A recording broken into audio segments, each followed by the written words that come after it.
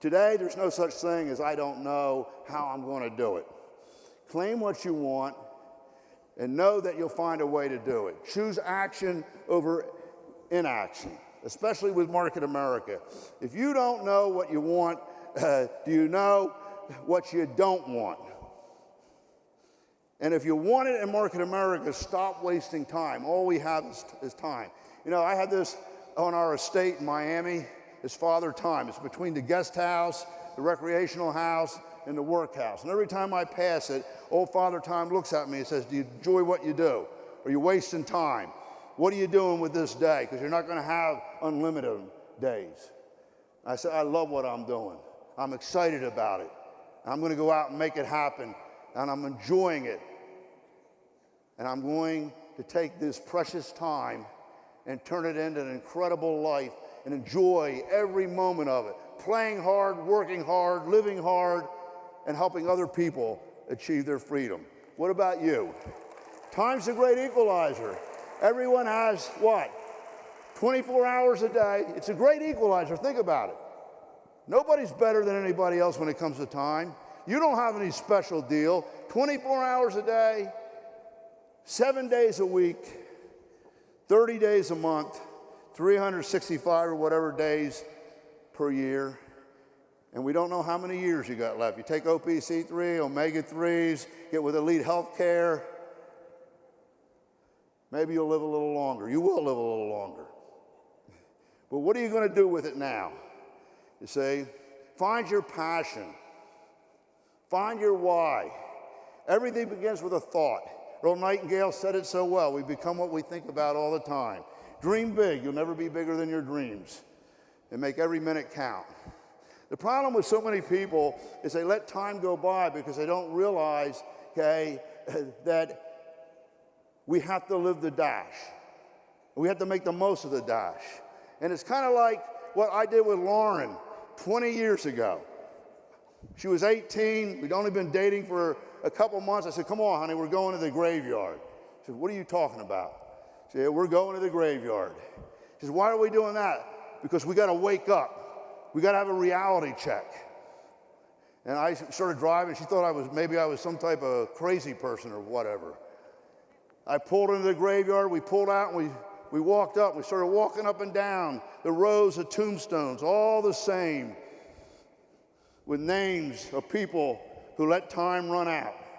I said, let's find one we like. Here's one, Joe. Joe, you won't believe what we found, man. We can get paid to shop, help other people get paid to shop, and we can earn a residual income and do anything we want. We can travel around the world. We can have new homes. We don't have to work anymore. We can quit our jobs. We can give our kids the education they want. Joe, get up, man. It's so great. It's unbelievable. You got to get up and do it with me, Joe. The doggone thing just lays there. It's too late. It's too late. And isn't it funny? On every one of those gravestones, there's a birth date. And you had very little to do with that birth date. In fact, you protested it. You didn't want to come into this world. When you were born, you came in upside down and naked and screaming, wah! And then there's a death date. You don't have very much to do with that either, do you? Oh, you can prolong it a little bit with Market America products. But someday, the good Lord's going to call, isn't he? And they're going to put a death date on there. You didn't really determine it. The interesting thing is, on every tombstone between the birth date and death date is a dash. And the question is what did you do with the dash? What did you do with the dash? You can still do something with it now. Do you get the point? Now, you don't need to go to the graveyard. You can go to any little town, middle class America. Every little house with its picket fence and its little number outside, with the little people inside in their nice car in the driveway, and you live across the street from them, and you get into business.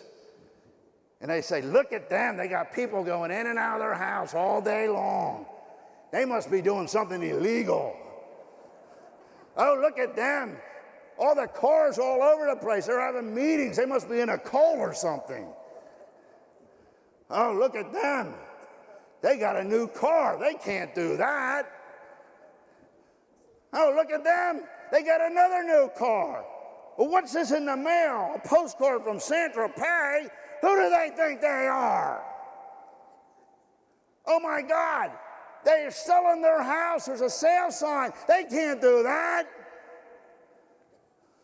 People so worried about your life, huh? Don't let that happen to you is the point. Don't you let that happen to you. Don't get caught up in that graveyard of a community where people have no dreams. And you see, you start out in life with a dream. You want more, and then you get a job, and what happens? That job takes over your life. And we get in that rut, don't we? We go into work 8 hours. Then they let us come home. They let the chain out. We turn around, another bell goes off like the movie, and we go back into work. We get blamed for everything that went wrong and credit for nothing that went right. We go back and forth again and again. After a while, we don't even need to know our way to work. We can follow the tread marks from the day before. You ever notice how you time the lights perfectly, but there's one that you can never catch? And you're sitting there at the red light, it's the same people every time. Hey, how you doing? Back and forth until that rut gets so deep that you don't have any dreams. And really all it is a grave. All they have to do is push the dirt in on top because you have no dreams left and you have no life left. That's why we're in Market America, so that doesn't happen, so that we can get out of it. Do you believe the unbelievable? You say,